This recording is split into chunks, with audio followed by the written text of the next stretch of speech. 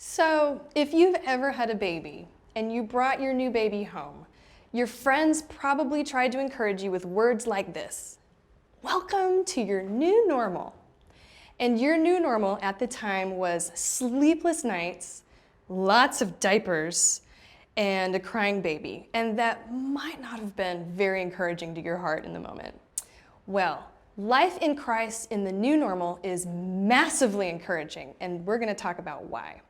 You've probably heard of seasonal affective disorder. The acronym for it is SAD, S-A-D, seasonal affective disorder. People who live in the north or south near those poles, it's gloomy during the day most of the time, during most of the year, and it massively affects their disposition, and they're sad. Well, I made up something called seasonal obsessive disorder. It's something I made up to remind myself of all the hope and encouragement that I have in Christ. SOD, seasonal obsessive disorder, is where you're preoccupied with finding a name for your temporary circumstances, defining them, comparing them to others, and sadly, coveting a season that you were not given. So I seasonally suffer from seasonal obsessive disorder, and I self-medicate with things like complaining and daydreaming.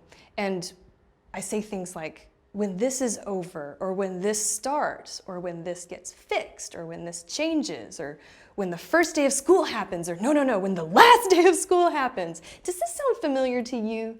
It's this myopic vision of what it is your life is all about.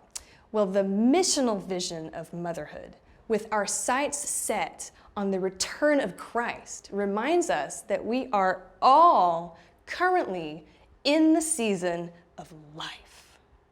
We are all in this season, from empty nesters to singles, to widows, to new moms, to high school students, and every other woman.